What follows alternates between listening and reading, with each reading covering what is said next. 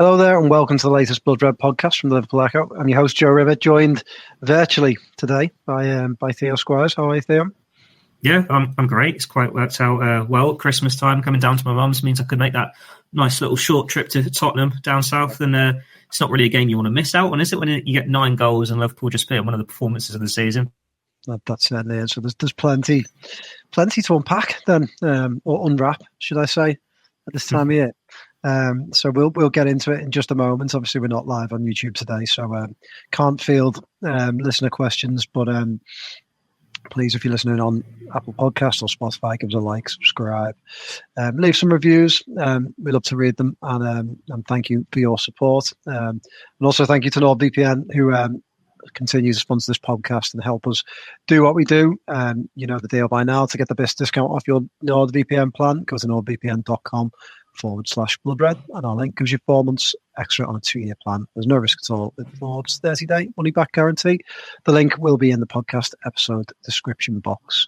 And I've also been saying on recent pods, and keep them coming, to send me an email if you want to ask a question or get involved in any way, give us some feedback or send questions for future pods. We tend to record on Mondays and Fridays, but ping us an email at any time, joe.rimmer@reachplc.com. And I've had one this week from Ernest Boyd, which I'm going to read to you. It made me chuckle a little bit. So he says, "Hi Joe, first of all, the Blood Red podcast is the one I listen to most and I really enjoy it. Now 2 points to make. You'll all get into a debate about how to pronounce Ryan Gravenberch's name. However, you all pronounce Dominic Szoboszlai differently, even though he told us how to pronounce it in his welcome video. It's Szoboszlai, not Szoboszlai, I think. Perhaps you should all try to respect his pronunciation. We will try and do that. Ernest, there's plenty to talk about Szoboszlai today, so I will try and do that. He also gives me a little tip, which I quite enjoy. Second, this is for you. You're upset when someone pointed out that you had to put a bit of weight on recently. Someone said I look like I was wearing a Santa fat suit. You mentioned you haven't eaten meat lately, and therefore that might be the problem. People who don't eat meat can't get satisfied and tend to eat more carbs, which are fattening. Just a tip. Keep up the good work, Ernest. Thank you very much for that tip, Ernest. I don't think I'm going to start eating meat anytime soon, but I do pack in the carbs, especially this time of year. So, thank you for your feedback. And if you'd like to send me an email like Ernest, joe.rimmer@reachplc.com, and I will endeavour to answer it with the guys here on the pod. So, Theo, loads and loads and loads to unpack after that. Let's just start with the result. I mean, I saw Jamie Carragher beforehand was talking about how significant a game it was for Liverpool. Obviously, Arsenal had won on Saturday evening. Chelsea earlier in the day dropped points at Everton, and after a couple of draws, it just felt like one where Tottenham were there to be beaten if Liverpool got their tactics right, and boy did Arne Slot get it right. Yeah, we all saw Spurs' League Cup semi-final win over United, and I think everyone was licking their lips at that, weren't they? If you look at Spurs without the first-choice goalkeeper, without the first-choice centre-backs, making mistakes when they try and play out from the back, if you put players in your team who are going to run at them, put pressure on them, force them into mistakes, you will have so much from there. And Tottenham aren't a side that are going to change their style for the opposition. They've got a way of playing, and sometimes it works, sometimes it doesn't. It leads to them scoring a lot of goals, but conceding a lot of goals as well. And you just need to look at Liverpool this season. So that's perfect for them. They are probably the best in the country for that pressing style, but they can also play through a press really, really well. And Tottenham just played into their hands. It was one-way traffic. I know the scoreline says 6-3, but let's be honest, if Liverpool had won 9-1, you're not battering an eyelid at that. I had that many chances. And it's only, I think, because Virgil van Dijk gets his toes stood on near the end, falls asleep a little bit, gets turned by Solanke, and then a couple of crosses come in, that Spurs managed to make it a bit more respectable. But Liverpool were in a completely different level there. And this is a Spurs side that are supposed to be one of the big names in the Premier League. They've put in good shows against Chelsea, even though they lost a couple of weeks ago. Liverpool just took it to another level completely. Mohamed Salah, just you run out of things to say about him. He was incredible. But you can go through so many players in this team. Like Trent, one of his best performances in a while. Szoboszlai, maybe his best performance in a Liverpool shirt ever. Gravenberch's great again. Van Dijk, Gomez. It was just an amazing team performance. Yet they're all going off the pitch quite miffed because they've conceded 3 goals. It shows that elite mentality in this camp. 4 points clear at the top of the table. I sent a couple of texts to a couple of mates going, Carlsberg don't do Sundays. But it was a perfect day for Liverpool, wasn't it, when you look at the results elsewhere? When you've still got that game in hand, they are the team to beat in the Premier League at the moment and get nearing that halfway stage. Only Nottingham Forest have managed it. Yeah, I thought it was massive yesterday. I must admit, going into the game, I was slightly nervous. I thought Tottenham can rise to the occasion and can expose teams. But the one factor I just thought from the beginning that Slot, with being the way he is, would figure out a way of turning up the heat on Spurs and making them pay for some really shoddy defending. I know they sort of play to a style, Spurs, but I've never seen a team with a more kamikaze high line and unable to stop Liverpool's runners. So, I mean, Liverpool just pressed them so high, didn't they, from early doors? I've seen Ryan Gravenberch talking about how Liverpool pressed Tottenham's right centre-back and they just made them cough up error after error, didn't let them out. And I thought, considering Arne Slot was asked, wasn't he, in his press conference ahead of the game about slow starts? I mean, Liverpool haven't started quicker all season, I don't think, than they did on Sunday. I think they were really on it from the word go. Salah had chances, and then, the pressure ended up telling. And like you say, I think Liverpool just got to 5-1 and sort of relaxed a bit too much. And Spurs have got far too many good players going forward to relax to such an extent to what Liverpool did. So they punished them a bit, but what again was encouraging, that Liverpool were still getting chances at the other end, and you always felt like they could get another, and they did. So it was huge, and I think it was a real statement of intent. And I think it will really, after a couple of draws, I think Liverpool the world of good about it in terms of their confidence and going into, Chelsea stuttering when they'd started looking like they were really assured, and Liverpool going to Christmas top with a very welcoming game against Leicester on Boxing Day, don't they? So, I mean, you look at this last run of fixtures, and I know that the Fulham game might be considered 2 points dropped, and you might consider the Newcastle game 2 points dropped because of the circumstances, but Liverpool's fixtures do, on paper, get slightly kinder in the next 4 or 5 games. So I think Liverpool's rivals will have wanted or hoped that they would have dropped more points over the last few games than they did, and I think Liverpool could be really, really happy. I mean, like you say, there's so many individual performances to get into. I wanted to start with Soboslai, whose name I'm now trying to get right. I don't want Ernest to be upset. But, I mean, I think quietly he's been brilliant all season, Theo. I think Slot is really getting a tune out of him. His work rate is absolutely outstanding. And I just thought, at the top end of the pitch, he really affected things when Diaz was drifting into different positions. He was winning flick-ons. I mean, I think he was involved in at least 3 of the goals. It might have been more, but certainly got an assist, didn't he? He got the flick-on for he sort of got involved for McAllister's one, and then I think he got the final touch just before Salah knocked it in for Salah's first as well. So he was just involved in everything. Won a lot of balls, gets through so much work, and just looks like a man who's in really good form at the moment. What did you make of his performance? Yeah, best thing I've seen from him in the Liverpool shirt. Like, we know he started so well when he first joined the club, and then he got the hamstring injury, didn't he, against Newcastle, and it all fell apart a little bit. Comes back, suffers a reoccurrence of it, and then second half of that season he was playing catch up, but he also had one mind on the captaining Hungary at the Euros, so that's why he wasn't at his best, and it took him a while to get to his best because he had been playing through the pay barrier for so long. But now we're seeing the £60 million player that Liverpool signed from RB Leipzig in the first place.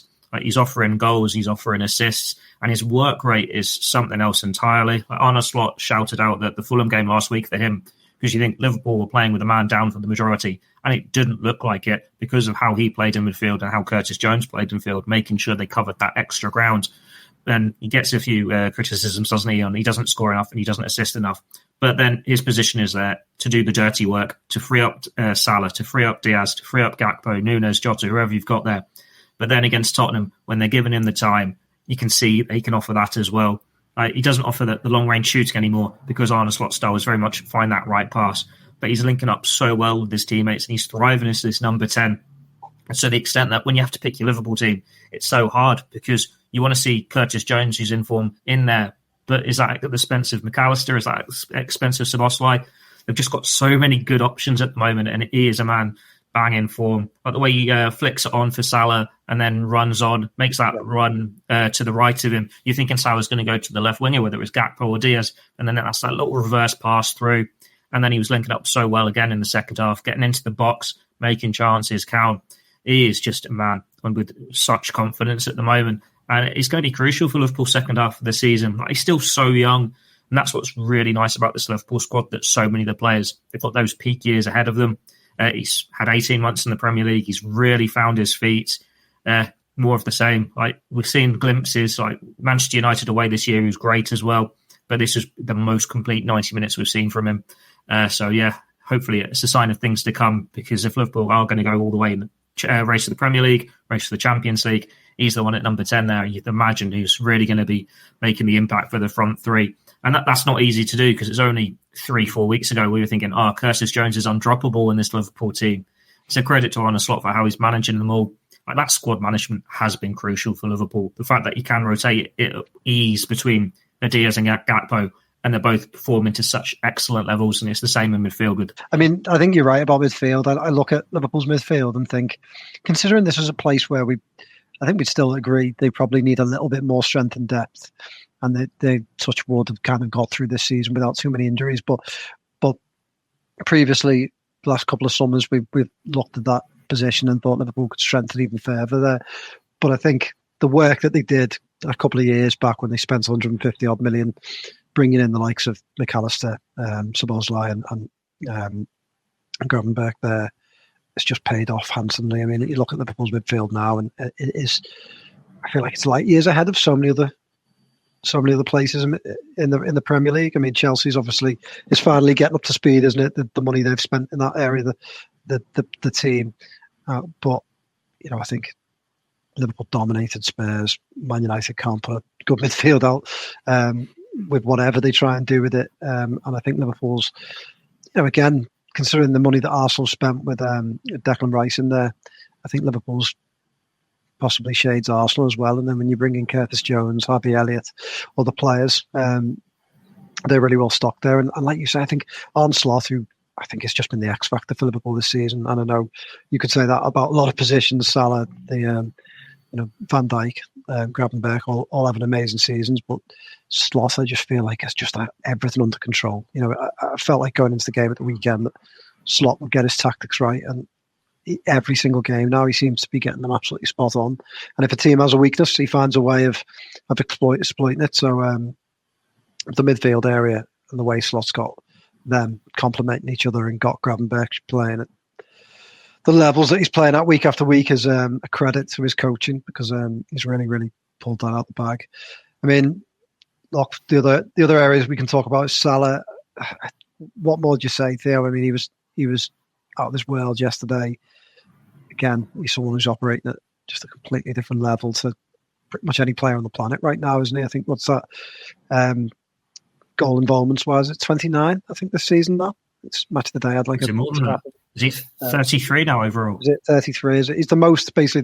He's 33, and the next one is Marmoush on 29, and that is the most in the top 5 leagues.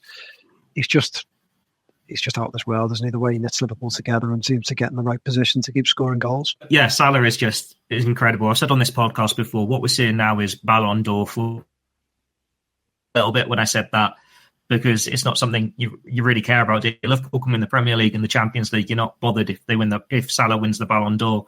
But the way he's playing at the moment, it could win Liverpool the Premier League, it could win them the Champions League, and then he deserves to go and win the Ballon d'Or off the back of it. The numbers we're seeing, they're obscene, and the fact that he's doing it at 32 years of age, it's like you thought his peak years have already been. It's like, how much life is left in him? He's just taking it to new levels week after week, and it's ridiculous.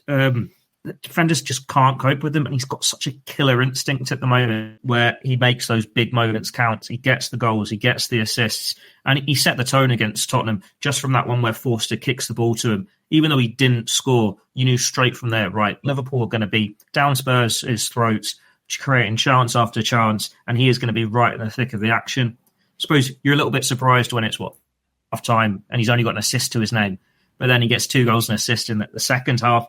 And he was just involved in everything. We've seen how he's adapted his game where he doesn't quite have that blistering pace, getting in behind teams as much as he used to. and leading the counter-attacks, even though he can still do it. But it's the way he's that playmaker now, and you can just list so many records that he's broken this season. And the fact that he's leading the way for the Golden Boot, he's leading the way for the Playmaker Award, he's just overtaken Billy Liddell. He's got that record for double figures goals and assists, first player ever to manage that before Christmas in Premier League history. This is unprecedented at Liverpool. And when he joined, whenever a player joins Liverpool, you don't expect them to go and finish top 3, top 4, top 5, top 10, their leading goal scorers. That is a ridiculous amount. You have to be at the club such a long time and have that consistency to do it. And yeah, they might get over 100 goals, and that's it. For Salah, he can be pushing on. Like, if he signs this new contract, he's going to be pushing Roger Hunt at the end of it if he keeps those levels up. It's just a testament to his abilities. And maybe he's got a point to prove with the contract this season. You're hoping that a new contract doesn't let him be a bit complacent with it. But he seems to be such this elite model professional, setting the standards that he's thriving on it, he's enjoying it. And you do just wonder how many more years just come into his peak as opposed to 4 years ago when we thought we were seeing it. Yeah, that's it. I mean, contract-wise, I can't imagine that anything other than Mohamed Salah's immense professionalism and desire to be the absolute best is behind this run of form. I just think, you look at even the little snippets you see on Instagram of him working out at stupid o'clock in the morning, whatever, he never seems to take a day off, does he? He's always on it. He's just, we've started seeing in the tunnel, haven't we, before games, of him sort of getting his headspace and getting himself into the zone. I saw that yesterday before the teams came out, and he's a man so dedicated to his craft, and that's why I can't understand why Liverpool. Well, I don't like to second guess these negotiations because you don't know what's getting offered or not offered. But Liverpool surely must be looking at him. They can't have doubts that he will continue to produce. I mean, unless their data department is somehow finding some evidence that his levels are about to drop off. They just seem to be going up. And like you said earlier, what's most impressive is the way he's dropping in, and he's the playmaker for Liverpool now. I think he carries the ball so well. He finds the right passes. He the reverse ball to Szoboszlai yesterday, like you say, he got him in. Just not only is he a threat on goal, he's a threat in terms of setting up his teammates and the work he puts in as well. I mean, you look at, I suppose, Tottenham were exposed, weren't they, at the back yesterday a lot, and Ange looked quite annoyed after the game and frustrated with some of the questions he was getting. But to press and to play such a dangerous game as the one that Liverpool do, you need everyone buying in, don't you? There was that clip, and I think Carragher spoke about it, or never spoken about it after the game, where Heung-min Son went pressing one of Liverpool's players, I think it might have been Van Dijk, didn't get anywhere near him, and Tottenham were left a bit exposed. But Salah plays a huge part in the defensive organisation and in the team, and yeah, all around he's just an incredible player. So long may it continue, and let's hope that it may continue at Liverpool, because they just have to get this contract situation sorted. Alongside him, Theo, Luis Diaz, very, very effective. I know he played in a central role. He seemed to sort of pop up everywhere, didn't he? He seemed to have license to drift. I mean, he's probably having his best season for Liverpool. And I think yesterday was a good example of what he can do. And again, Slot seemingly getting a tune out of a player. Not to say that Klopp wasn't getting a tune out of him, but Klopp had him playing off the left wing always. Slot seems to have been able to move him around and take him on to even further heights. Do you think that's fair to say? Yeah, it probably helps him that this is the first time he's come into a season and he's not had anything holding him back. Like, obviously he had the knee injury a couple of years ago, and then we won't truly know the mental toll losing his parents to that kidnapping, how much of an impact that had on him. But he's always had that reason we're not seeing the full Luis Diaz here. Whereas now he is just taking it to that next level. He's getting goals, and he's showing a different side to him as well, because we never saw him as a centre forward. It was that pacey left winger who normally starts, everyone else works around him. But now he's that versatile attacking option that he can go down the middle or he can go on the right to fit in. And he's got the ability to do it. He's getting goals, he's getting assists, and he's showing a clinical side that we haven't seen from him before. He's coming to the peak of his powers, and it helps working with Arne Slot that he's got that faith in him. We know Arne Slot's got this history of getting more from his forwards, and we thought that would be a Nunes or a Jota, but the fact that it's been Diaz is quite interesting to see. And it was interesting as well that it was actually Diaz who started up front. It would have been easy to give Jota a first start after his comeback from injury, or let Nunes keep his place after scoring the goal. But no, Diaz is the one who's the centre forward there. So it's not a case of Liverpool now have two centre forward options, and Slot said this in his post-match press conference. There's very much three now. Diaz is still considered this central attacker, while he can play on the left as well. It's just how long do we keep seeing it? He's a player whose own contract saga will come into the conversation at some point. I'm sure when the next three players are sorted either way, and then it's peak of his powers. Are we going to see more from him? Like last season in the summer and everything, there were some who were willing to write him off to sacrifice him for an Anthony Gordon. I thought we'd already seen the best of Luis Diaz and there wasn't going to be any more for him to come. He was at his peak, but he is showing that there is more, and he has proven his doubters wrong. So long may that continue. He is forging this really nice combination in that front three as well. Right? He's been compared to Roberto Firmino, and there is a similarity there. You don't need him to go and get 25 goals, but he's got an eye for a pass. He can drop in deep. He can drag defenders all over the place. He's got that pace, and he just links up so well with Gakpo and Salah. He's a real threatening player, and he's probably entered a drought himself, hasn't he? He hasn't scored in the Premier League for a while. I know he had the hat-trick against Leverkusen, but what a way to respond with that brace against Tottenham. And he certainly had a point to prove there, didn't he? He was out for revenge after his goal disallowed last year at the Tottenham Hotspur Stadium. But he's certainly given Arne Slot a headache now, because who do you choose up front for Leicester? Who do you choose up front for West Ham? It will keep rotating it, and that's benefiting Liverpool, especially when they're competing for all these honours. But they're all pushing each other on, but it's still such a tough one. Which one of these centre-forwards is going to be your first choice for a Champions League final or something? Because they're all in brilliant form. Yeah, like you, I was one of the people in the summer who looked at Gordon and thought, well, I thought Liverpool could really benefit from Gordon, and Gordon could benefit from Liverpool. I still do. I don't necessarily think that will change, but I always rated Diaz very, very highly, and I always thought that they could maybe get more out of him in terms of just output. You know, he always seems to see a lot of the ball. He always seems to be heavily involved in games, but doesn't really seem to get as many goals as perhaps he threatens to get, or puts the final pass as the positions he gets into. But this season, he just seems to be doing that much more often. I don't know whether it's because Slot has got him into more central areas, but he certainly seems to be adding more goals to his game. And again, yesterday, going into the game, I thought he was one of the players that could really, really hurt Tottenham, and he did. You know, he hurt them last year, didn't he?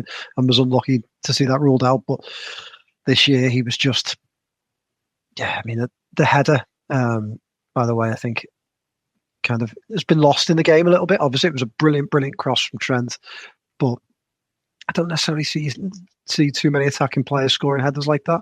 And I thought it was really, really well timed and great run and great connection from him. So and the goal he scored at the end was kind of had a little bit of a similarity, I think, to the one that was ruled out last year. So I thought he did really, really well, and it's really, really encouraging. And like you said, I think Slot can now rotate. He's got Leicester coming up, West Ham after that, and it gives, you can take those players out, can't he, and move them around. So really, really, really encouraging. Not so encouraging as you've just disappeared off my screen, Theo. We'll move on to other areas of the team. I wanted to talk Joe Gomez, actually, because I think Joe Gomez has been, since he came in for Konate, has been in incredible form. I think he deserves a lot of credit. Liverpool are conceding goals. I mean, they've conceded 3 and then 2 and then 3 in the league, which isn't ideal. But I think what you would say is that they've not dropped off a bit. His individual performance has been really, really good. I think Konate will come back in when he comes back. But Gomez, I thought yesterday was excellent. I don't know what to do here, Ian. Shall I just carry on talking? Because it just isn't on my screen. Now back. He's back. What have you made of Gomez's levels? As obviously Liverpool started conceding far more goals than they had done previously. As I've just said, like, what's that?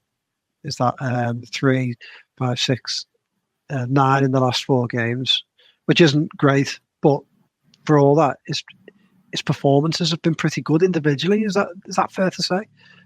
Yeah, Joe Gomez was great yesterday. I thought he was passing it out really well. He was winning his challenges. He was winning it in the air as well. So it's just a strange one to assess how these goals are coming in. I suppose it happens because Liverpool start of the season, they were so good defensively. They weren't shipping anything at all. Still aren't in the Champions League. And that was pretty much a solid 5, wasn't it? Granted, they had to change the goalkeeper. But it's probably those changes coming in and the fact that players are getting a bit tired that is making it a little bit difficult for them. But it's just a bit of a freak run, isn't it? Like Newcastle started really well at St James's Park, scored an absolute rocket through Isak. Fulham only happens because of the goalkeeper from Robertson getting sent off. And then Tottenham, they don't score 3 if Liverpool aren't already so far in the lead and falling a little bit. So these are just freak results. I can't expect the defence to keep being leaky. It's just the way things are happening at the moment. As long as you score more and you get the wins, that's all that matters. But it is quite nice to see that Liverpool were really annoyed at conceding 3 goals as well. They certainly were. It's quite clear. Salah's post-match interview, you would have thought they'd lost the way he was talking, and then obviously we see Alexis McAllister talking about it. But yeah, I mean, thinking back, you're right. I suppose a lot of the goals they've conceded have been, Isak's at Newcastle was an absolute worldie. Then a goalkeeping error. The opener yesterday for Spurs. Sorry, not the opener. Spurs' first goal for Maddison. Just an individual error again. So, yeah, I mean, they've been, I suppose, fairly unlucky at times, but I thought we shouldn't take away from Gomez yesterday because I thought he was very, very good. And like you say, I think one of the key parts is his passing has been really, really good. He passed the ball, didn't he, into feet for the Newcastle Jota's equaliser against Fulham. Yeah. That was a really good pass. I thought he used it really well yesterday. And just looks is linking up well with Trent, and I think that's given Liverpool an extra element at the back. Yeah, it's again. I think when Konate is fit, he will come straight back in because I think at the levels he was putting in earlier in the season was really impressive. But Gomez, you can never count him out, can you? In a Liverpool shirt, I think every time we thought that maybe his career was winding down at Liverpool, he's come back in, had a resurgence, and reminded you just how good he is. And it's really good to see, really. He's been at the club a long time and he's really well liked by everyone, isn't he? And he's been a top player, so it's really encouraging. We'll move on then to Leicester on Boxing Day. I mean, they're having a tough time, aren't they? I know they've had a couple of decent results under a new manager, Van Nistelrooy, but Wolves went there and turned them over quite handily. So it gives Liverpool really an opportunity to just carry on the run, doesn't it? I mean, Liverpool's rivals must have been pretty disappointed that Spurs couldn't hurt them further. And yeah, I mean, what do you reckon? Do you think it's just got to be a routine, hasn't it, really, for Liverpool? Against Leicester, it should be. You'd hope so. Anfield, evening kickoff as well, so there's no excuse for a Boxing Day slump there. You've got enough time to sleep off your food coma and get there and create a noise. And it's always special under the lights at Anfield this year. And if Liverpool are only lost to Nottingham Forest, and that felt a really bad result at the time, but when you look at where they are in the Premier League table and some of the sides they've turned up against, a struggling Leicester City side shouldn't be a problem. I know that's famous last words, but they've got issues at the back, haven't they? They're still relying on Jamie Vardy to get the goals, and he's someone who's got a very good record against Liverpool, but he's in his late 30s now. He can't keep doing it at the Premier League level. If Leicester want to stay in the Premier League again, sooner or later he's going to need benching, isn't he? That's nothing against his form. Yeah, I mean, Leicester just to concede an awful lot of goals, aren't they? I mean, obviously for them it might be a bit of a free hit against Liverpool, and then they got a big relegation battle against Manchester City the following game. So, yeah, I mean, for Liverpool, I think they've just no complacency. They've just got to approach the game. I think some changes from Slot. We'll get into team selection in just a moment, but just a dead quick word on Liverpool's rivals. I've still got this sneaky suspicion that Arsenal will go on a run, but a big blow for them.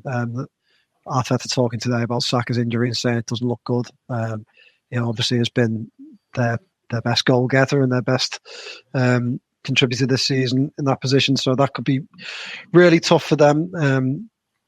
Chelsea, after looking really good in recent weeks, just slipped up, didn't they? So, and Man City, I mean, words can't even begin to describe what's going on there. it looks like Pep's demented, really. What do you think about the title race now? Are you feeling increasingly confident, or is it just too early to say? It's too early to say just because of where we are in the season. But Arsenal don't have this complete squad. They've just lost their best player to injury. They've had a lot of injuries this season in key positions, but it's not to the extent that Liverpool had last year and they came through it. And whereas Liverpool tend to just get on with the business and they've got someone to step up, Arsenal seem to moan about it quite a lot instead. They're under the pressure. We saw Arteta the other week trying to claim Community Shields as trophies won to show that he's got this winning mentality. They need a trophy before they can really have that experience of going for a Premier League title, the whole full distance. And they've already got, 6 points behind Liverpool. If they win the derby, whenever that's rescheduled, it could be 9. Granted, a lot of games will be played in and before then. But they just seem so confident at the moment, Liverpool. They've got players in the squad that have won everything, and they've got players who were fringe players and won everything, so they want to win it themselves. And they've got players who haven't, but want to get the medals themselves and prove a point. And you look at these other squads there, Chelsea is still very inexperienced. Arsenal is still inexperienced. They don't have the depth of Liverpool, or they don't have the complete package of Liverpool. I just can't see them making up this gap at the moment. The only way Liverpool throw it away is if it's them. If injuries hurt them, or they get in their own heads, get complacent, or hit a slump or something, it's not going to be Arsenal go on an amazing run and wrestle it away from Liverpool, or Chelsea do that. It'll be Liverpool shooting themselves in the foot. Man City have been dead and buried for a few weeks now. They're not bringing it back. It's just Liverpool's to lose. It feels so strange to say that at this point of the season. But with Mohamed Salah in this form, you've got Alisson Becker back in goal, Van Dijk back to his best, Gravenberch sensational in midfield, all those rotational options further forward in midfield, on the left wing, centre forward, Konate still to come back. You just can't look past them at the moment. The only reason you don't want to get too carried away is because it's still December. It's not Christmas yet, but they are the side to beat. Yeah, I mean, I just keep looking at every time Liverpool play a tricky away game. You think that's another one ticked off. And, I'd been looking at the fixture list before this period, and you look at Newcastle, you look at Tottenham, and just think they're the sort of places where you can get turned over if you're not quite a top team. And with each game, they look confident. I'm more and more convinced that Sloth will get his tactics right, and we'll get it right for Liverpool. So yeah, I mean, I'm it's far too early to say, and I've still got a feeling that Arsenal will go on a run. I'm sure Liverpool at some point will go on a 2 or 3 game run where they might lose, they might draw, and that those just had it, mate. Fulham and Newcastle, that's the blip. We're through it now. Maybe that's, but that's right. I mean, that's why I think Liverpool, as I've said in the last pod, I actually think you can take a lot of encouragement from those games because they could have gone the other way so easily. Newcastle dominated the first half. Liverpool were behind twice, but still managed to almost win that game, and were unlucky not to.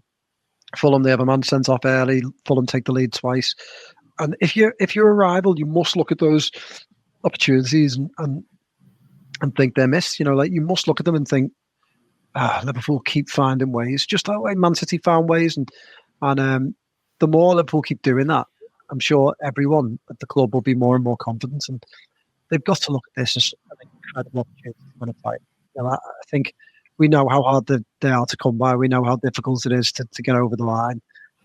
We know that the standards that Liverpool have had to set to compete with Man City, and when you have a season like this where there's been a bit of a drop-off.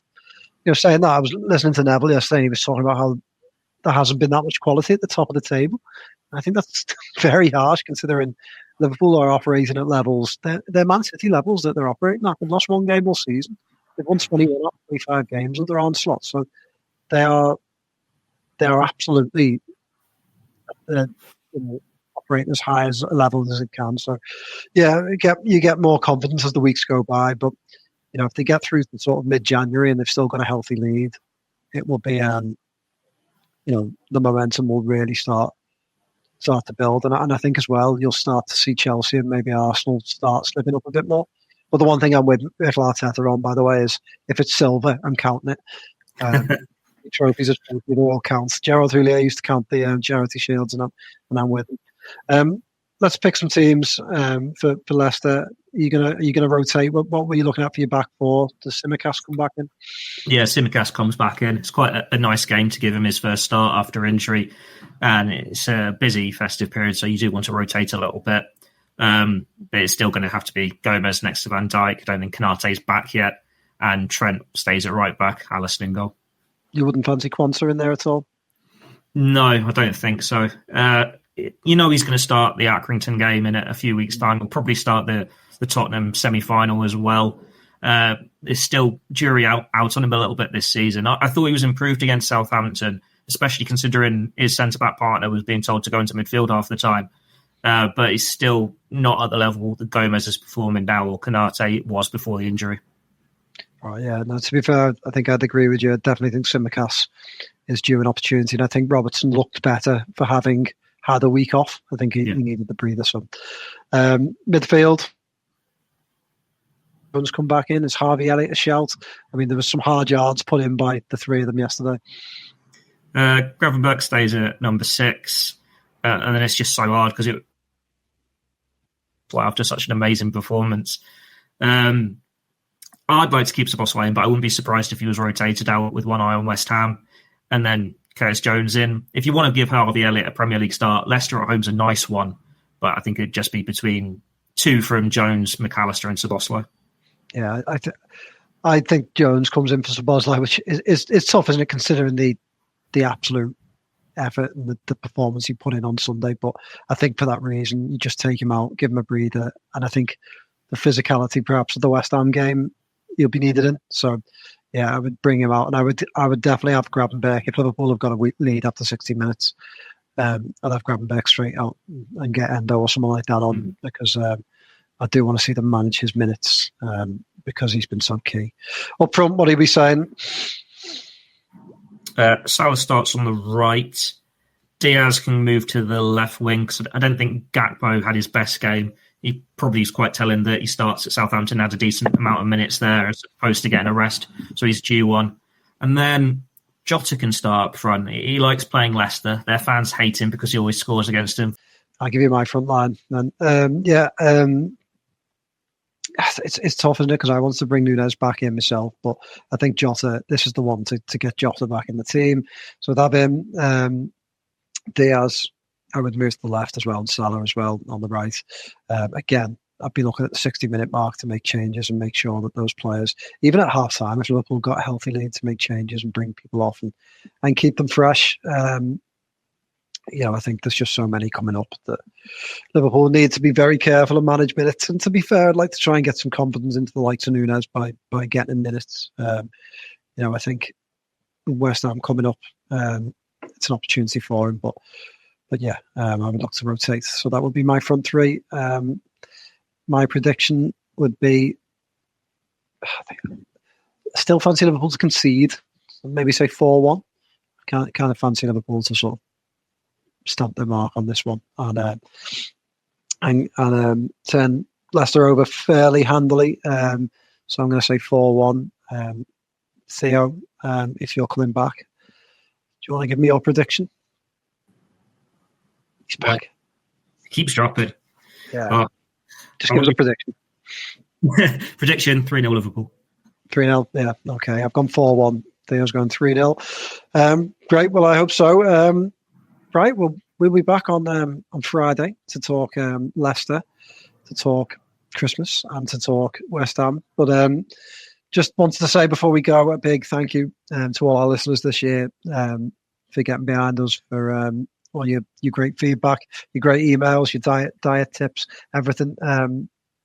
It's been a pleasure. I wish you all, if you celebrate Christmas, a wonderful Christmas or a happy holidays. And we'll be back afterwards to hopefully talk another great win for Liverpool against Leicester. So we'll see you then. Have a nice Christmas. Have a good one, Theo. Ta-ra.